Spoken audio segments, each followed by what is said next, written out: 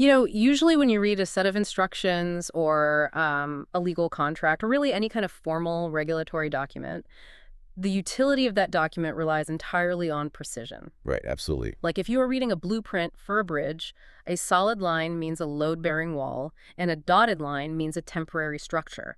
You don't have to pause and wonder if the architect actually meant something entirely different. The language, the symbols, the terminology, they're meant to be a transparent window into reality. Exactly. I mean, the intention is always absolute clarity. Yeah. In structural engineering or aviation or medicine, ambiguity is treated as a fatal flaw. The terminology is tightly controlled because, well, the consequences of misinterpretation are immediate and severe. Right. But then you step into the world of corporate financial disclosures. You open an annual report, and suddenly that clear window is just fogged up. You find these linguistic traps hidden in the footnotes. Sentences that look completely normal, maybe even professional at first glance, but when you parse the underlying accounting mechanics, they become the structural equivalent of an optical illusion. That is a great way to put it. It is like looking at an Escher staircase. It appears to be ascending and descending simultaneously, constantly looping back on itself, just defying the laws of physics, or in this case, the laws of economics. Yeah, and the diagnostic definition of muddy waters in financial reporting is when that Escher staircase isn't just an artistic quirk, right? It is a deliberate mechanism. Right. It is when a preparer uses language that seems to comply with the disclosure requirements of the standards, but structurally prevents the primary user from actually understanding the economic reality of the transaction. And we are taking a massive magnifying glass to one of those Escher staircases today. So welcome to a new episode on the DAP Advisors SS Clinic podcast. Glad to be here. Our mission in this deep dive is to dissect a single solitary sentence pulled from a real company's published financial statements. But before we unpack the mechanics of this specific accounting policy, we do need to establish the operational baseline for our discussion today. Good idea. So, for the entirety of this deep dive, we are setting the functional currency and the presentation currency as the Indian rupee, or INR. Any currency that is not the functional currency is categorized as a foreign currency. Yes, and furthermore, the reporting period we are analyzing begins on the 1st of April and ends on the 31st of March. Just the standard statutory framework. Right.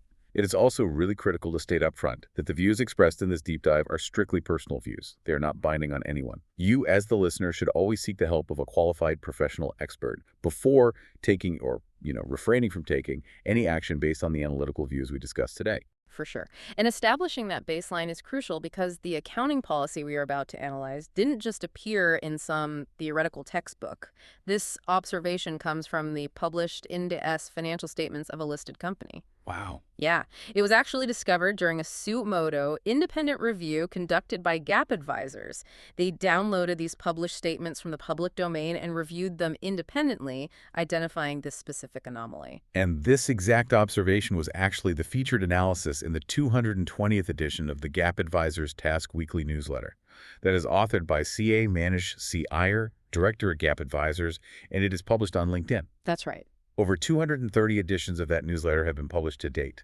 So if you operate in the financial reporting space and you are on LinkedIn, subscribing to that newsletter for free is just highly recommended for continuous technical updates. Yeah, it's a great resource. And along those lines, if you need a rigorous, searchable database for these types of complex applications, the issue repository on gapadvisors.com currently hosts over 4,500 specific issues and their detailed responses covering Ind AS and Indian GAAP. That is a lot of data. It is. Any person can register for free on the platform and submit their own issues regarding Ind AS and Indian GAAP. You just submit the query, and a comprehensive, detailed response is delivered directly to the inbox of the email you registered with.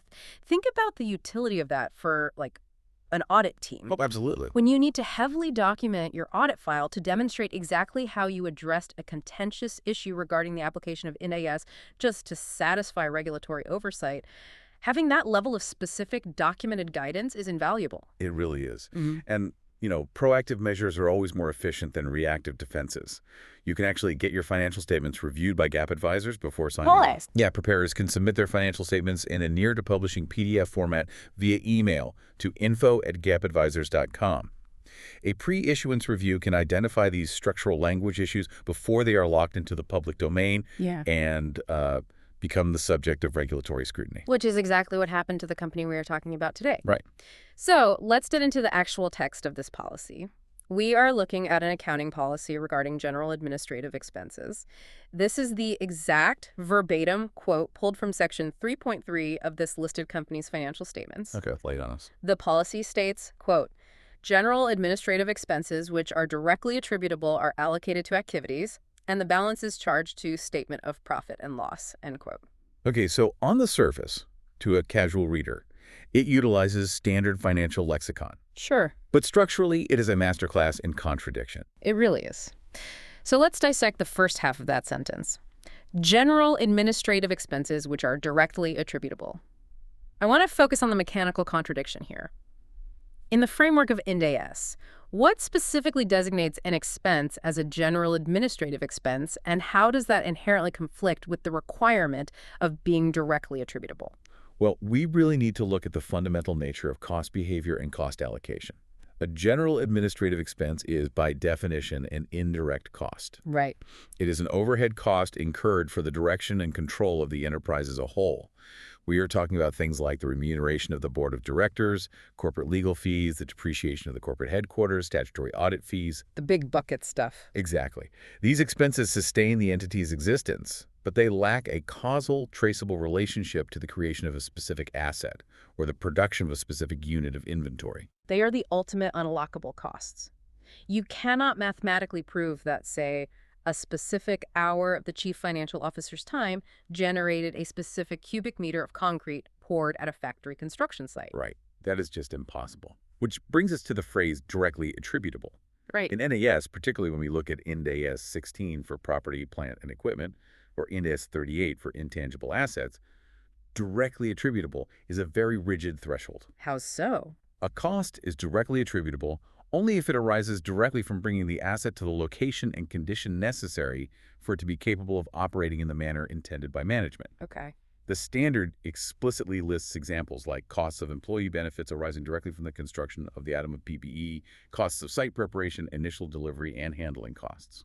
So if we look at this through the lens of an ERP system like SAP or Oracle, a directly attributable cost is mapped via a direct allocation key. The cost center for the construction project absorbs the expense because the purchase order is explicitly linked to that project code. There is a definitive, undeniable paper trail connecting the cash outflow to the specific asset. Yes. Therefore, combining the terms general administrative and directly attributable creates a terminal oxymoron. A specific generalization. Right. If an expense is general and administrative, it cannot be directly attributable. If a cost can be directly traced to an asset, it is a direct cost, not a general administrative overhead. Yeah. So when a listed company writes a policy stating they have general administrative expenses, which are directly attributable, they are claiming to have discovered a hybrid category of expense that the accounting framework explicitly rejects. It fundamentally distorts the audit trail. I mean, if an auditor reads this policy, how do they test the allocation? If the company claims a portion of corporate legal fees is directly attributable to a specific project, the auditor is forced to evaluate a subjective management estimate masquerading as an objective direct cost. And that's a nightmare. Right. The auditor has to ask for the allocation matrix. And inevitably, that matrix will rely on arbitrary drivers like headcount or square footage, which explicitly violates the directly attributable criteria. And the mechanical consequence of that arbitrary allocation is severe. When you arbitrarily allocate general overhead to specific projects using subjective keys, you just contaminate the entire cost tracking system. Yeah. The primary users, so equity analysts, institutional investors, lenders, they rely on these accounting policies to understand the true operating leverage of the business. If the baseline policy for categorizing costs is built on a contradiction, the resulting profit margins and capital expenditure figures are inherently unreliable. Unreliable from day one. So let's follow the breadcrumbs to the next phrase in the policy. It says these contradictory expenses are, quote, allocated to activities. Ah, yes, Yeah. activities. Yeah. If we put ourselves in the shoes of an equity analyst building a valuation model, the word activities is a massive red flag, isn't it? Under Ind AS 108, Operating segments, we understand what a segment is. We understand what a cash-generating unit is under Ind AS 36.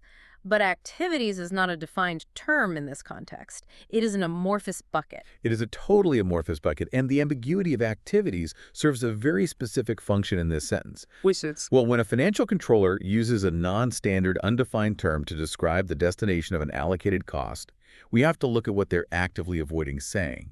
In the context of directly attributable costs, the destination is almost always capitalization. Capitalization. Okay, let's drill down into the mechanics of how vague wording bypasses strict ERP and audit checks regarding capitalization. Because the financial motivation to capitalize is obvious, right? You defer the expense, inflate current year profit, and inflate total assets. But how does the word activities facilitate this? I mean, if I'm reading this as an investor, could activities just mean different departments? How do we know it means capitalization? That is exactly the pushback management would give. But consider the audit procedures around capitalization. Under SA 315, identifying and assessing the risks of material misstatement, an auditor heavily scrutinizes additions to capital work in progress, or CWP, or intangible assets under development. Sure. The auditor will extract the ledger for CWP and vouch for the additions. If the ledger just blatantly shows corporate HR salary allocation, the auditor will immediately flag it, cite Ind AS 16 paragraph 19D, which prohibits capitalizing administration and other general overhead costs, and propose an audit adjustment to expense it to the P&L. Boom! Caught immediately. Exactly. Yeah. But if the company sets up a ledger called preoperative activities or project development activities and sweeps the general administrative costs into that ledger, they create a buffer. They create a linguistic smokescreen. Yes. By defining the destination as an activity, they disconnect the cost from the immediate strictures of asset capitalization rules in the policy note, while mechanically achieving the exact same result in the accounting software. They are using the phrase directly attributable to legally justify the deferral of the cost, but applying it to general administrative expenses, which are, as we discussed, explicitly prohibited from deferral. It's so sneaky. And the historical parallels here are just stark. If we look back at major accounting failures like the collapse of WorldCom, the entire fraud was predicated on a very similar mechanical distortion. Very true. WorldCom took routine operating expenses, specifically their line costs, which were the fees paid to other telecom networks, and reclassified them as capital expenditures. They argued these costs were building capacity for the future.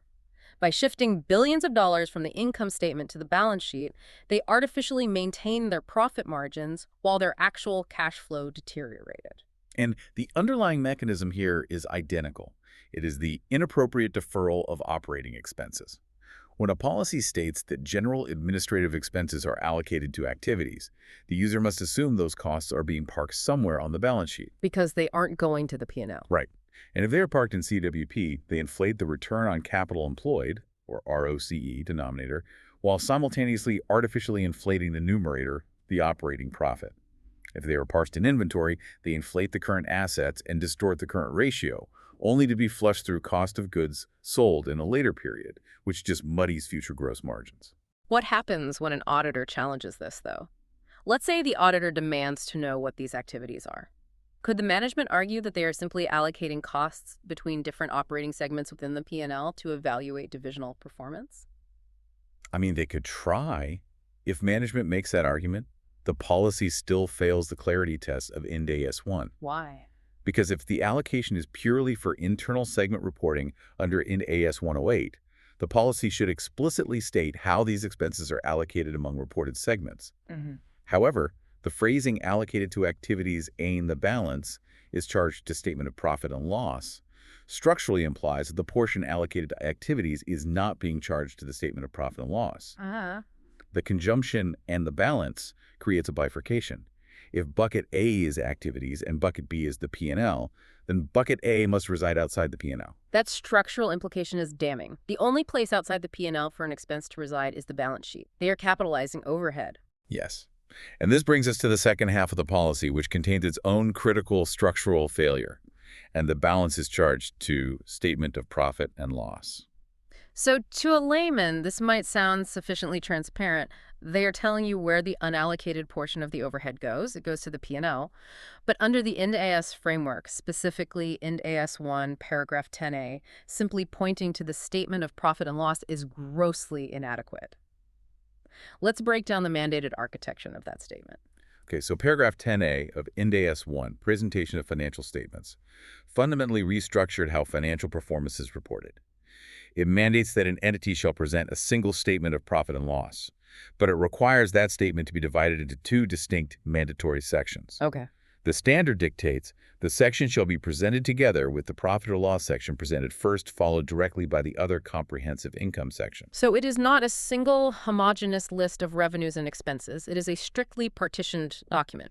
The first section, profit or loss, is the arena of realized operational performance. It calculates the core net income. Yes. And then the second section, other comprehensive income, or OCI, captures very specific items of income and expense that other Ind AS standards require or permit to be recognized outside of core profit or loss. Right. We were talking about items like changes in revaluation surplus under Ind AS 16, actuarial gains and losses on defined benefit plans under Ind AS 19, gains and losses arising from translating the financial statements of a foreign operation under Ind AS 21, or the effective portion of gains and losses on hedging instruments and a cash flow hedge under Ind AS 109. So these are typically unrealized, non-operational, or macroeconomic fluctuations. Generally, yes. And the distinction between these two sections is paramount for valuation. Earnings per share, or EPS, calculated under Ind AS 33, is derived from the net profit attributable to ordinary equity holders, which is generated from the first section, the profit or loss section. Items parked in OCI generally do not impact the headline EPS. Exactly. Therefore, the location of an expense within that single statement drastically alters the market's perception of the company. This is like giving a delivery driver a street name, but refusing to give the apartment number. You know the general vicinity of the expense, but you don't know exactly where it lives, which totally changes how you understand the company's financial health. That's a perfect analogy.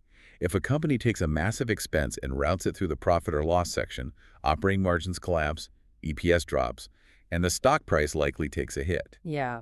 But if the company routes an expense through OCI, the operating margin remains pristine, EPS is shielded, and the impact is absorbed directly into equity without triggering the same immediate market panic. So when this listed company's accounting policy bluntly states that the balance of these administrative expenses is charged to statement of profit and loss, they have completely failed to provide the necessary address. Yes. It is a material omission.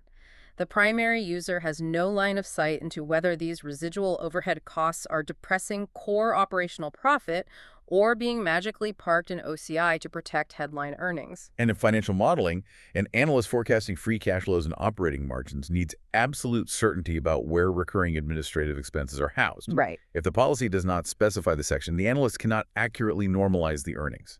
They cannot determine if the reported operating profit is a true reflection of the underlying economics or just an artifact of creative classification.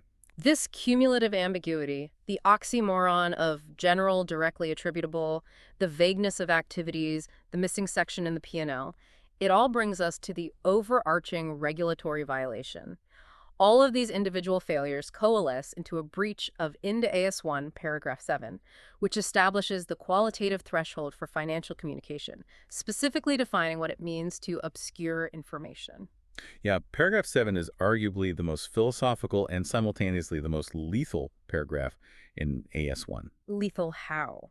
Well, it states, information is obscured if it is communicated in a way that would have a similar effect for primary users of financial statements to omitting or misstating that information. Wow. So the standard setters are equating weaponized vagueness with deliberate omission and outright misstatement. If you hide a material fact behind a wall of confusing jargon, the regulatory framework treats it with the same severity as if you had published a completely fraudulent number.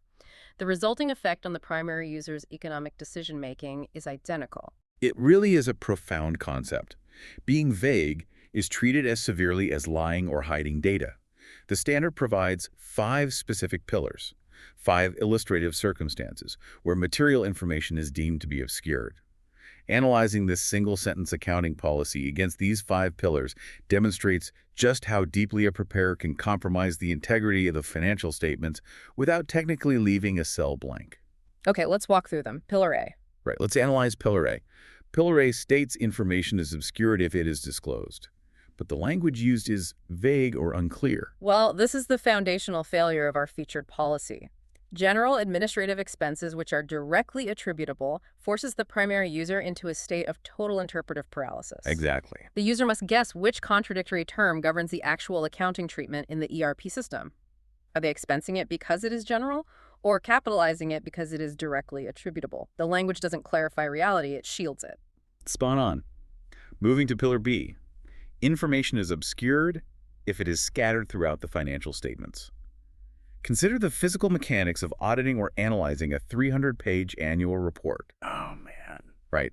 Because the policy vaguely states costs are allocated to activities, the user cannot rely on the policy note alone.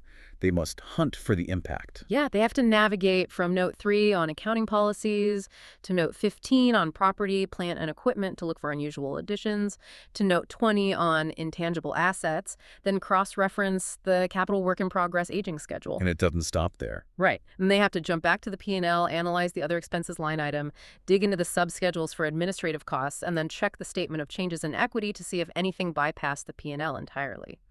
The true economic meaning of that single sentence is fragmented across dozens of schedules. The cognitive load placed on the user is immense. By scattering the understanding, the preparer ensures that only the most dedicated forensic analysts will ever piece together the true cost of asset creation, which leads directly to Pillar C. Dissimilar items, transactions, or other events are inappropriately aggregated. Aggregation is such a powerful tool for distortion. If an entity takes the genuine direct costs of constructing a new manufacturing facility, the structural steel, the engineering labor, the specialized machinery, and blends them into the same capitalized ledger as the corporate HR director's salary and the legal fees for an unrelated lawsuit, they have inappropriately aggregated dissimilar items. And the mechanical impact of that aggregation destroys return on investment calculations. If management presents a capital expenditure budget for a new factory, the board of directors and the investors evaluate the projected return based on the direct cost of that factory. But if management is secretly using the factory's CWP account as a dumping ground for corporate overhead, the factory will appear to be massively over budget, while the corporate office appears hyper-efficient. It distorts the fundamental performance metrics of different segments. Which brings us to Pillar D, the inverse tactic. Similar items, transactions, or other events are inappropriately disaggregated.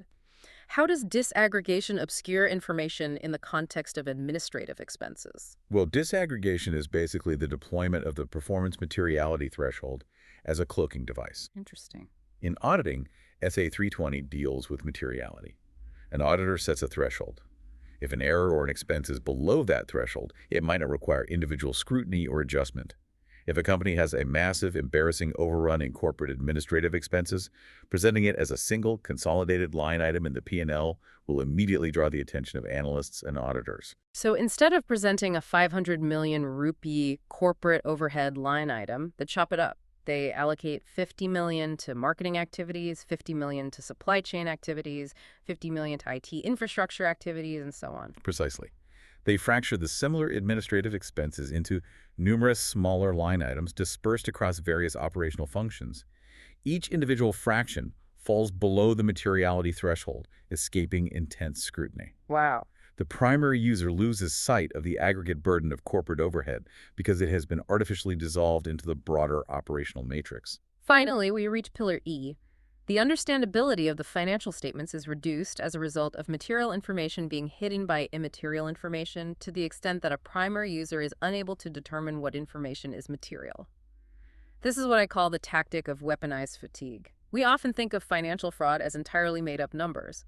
But doesn't paragraph 7 suggest that weaponized boredom or weaponized vagueness is just as dangerous to the primary user? It absolutely is. It is a recognized cognitive vulnerability. Yeah. When a preparer drafts a 40-page accounting policy note filled with repetitive boilerplate text, circular references, and dense contradictory jargon like our featured sentence, they just exhaust the reader's analytical capacity. Okay, sure. If a critical material disclosure regarding the aggressive capitalization of overhead is buried on page 38 of the policy note, surrounded by pages of irrelevant, immaterial recitations of basic accounting standards, the reader's brain simply stops processing the nuances. They camouflage the material anomaly within a forest of immaterial compliance text.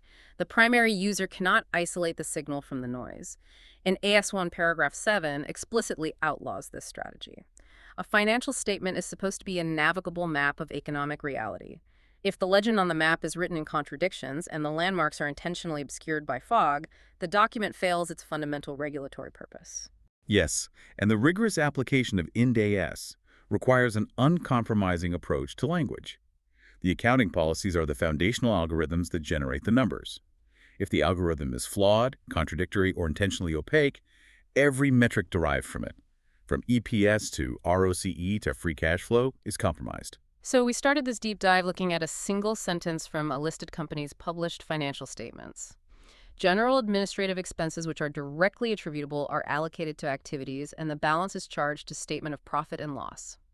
What appeared to be a mundane string of accounting jargon revealed itself to be a structural failure. A huge one. It demonstrated the oxymoron of directly attributable overhead, the danger of using undefined activities to bypass capitalization rules, the material omission of failing to specify the P&L section under Ind AS 1 paragraph 10a, and the overarching violation of obscuring information under paragraph 7. It really highlights the necessity for absolute vigilance. Primary users, auditors, and regulators cannot afford to skim the qualitative disclosures.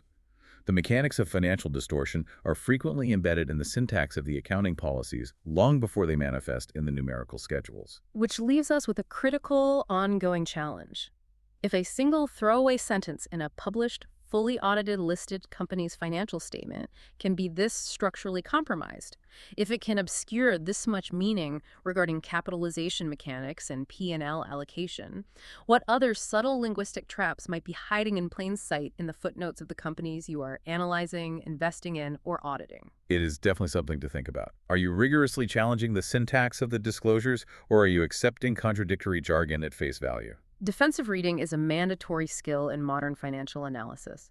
We request that you actively share this podcast among your contacts, your colleagues, your audit and finance teams, and specifically students pursuing their CA course to help spread this vital, practical knowledge of Indian accounting standards. Understanding the mechanics of obscured information is essential for the next generation of financial professionals. Thank you so much for your time today and for your dedication to unraveling the complex mechanics behind financial reporting.